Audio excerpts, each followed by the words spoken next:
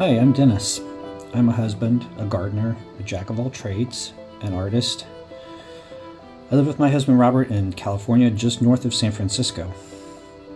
I like to challenge myself to take on new things, usually because having a pro do it will cost a fortune.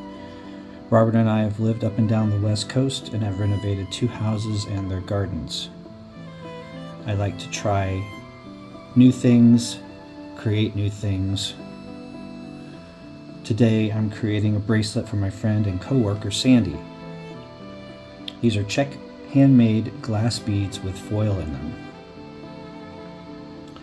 So first we're going to start with a lobster clamp or lobster clasp, and then here is the other end of the clasp that will go at the other end of the bracelet.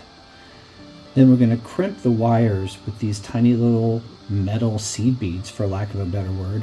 Those will actually get crimped on the wire. The wire I'm using is a 7-strand bead wire, and you can use fishing line if you like. I've noticed that when I use fishing line it doesn't work very well. This is a bead tray that I sometimes use, but I've just been using regular felt from Michael's that helps to keep the beads from rolling around.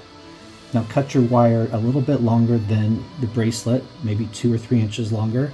Some might think that's wasteful, but it's easier to control. Then you're going to put that little crimp bead onto the wire.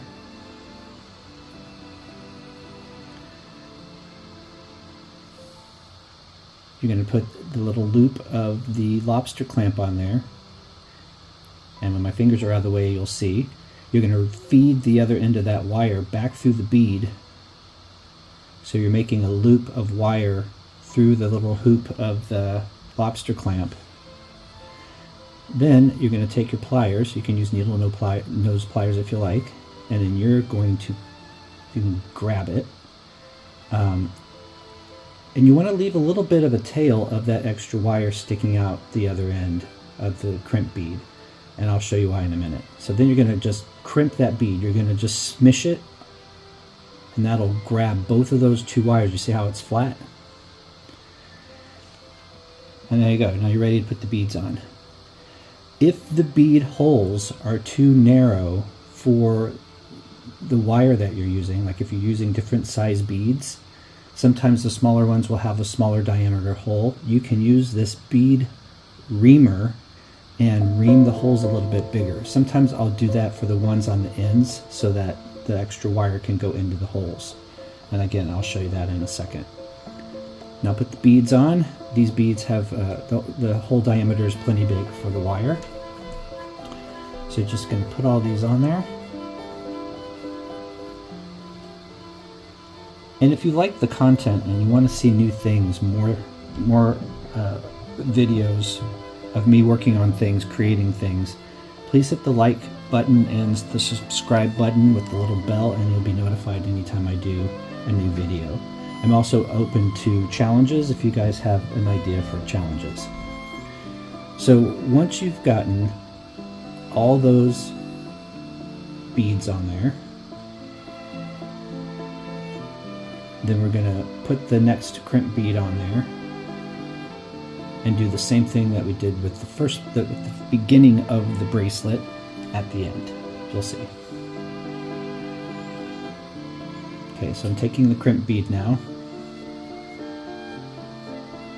And if you need a magnifying glass or magnifying visors or jewelry visors or something like that to see these things, by all means. There's no pride here in getting this stuff done. So then I just slipped on the hoop, the little loop thing at the end. I'm putting the wire back through the crimp bead.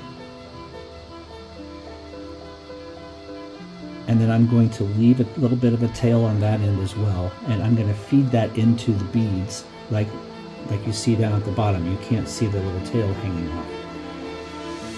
And what happens is if you leave that tail hanging off, if you cut it kind of short, that can scratch the back of your neck. And it's really annoying. So here I am just taking out some of the slack. And I'm going to crimp the bead now once I get to the length that I want. And you want to leave a little bit of extra wire at the ends so that when you actually put the bracelet on your wrist, there's room for those beads to curve around.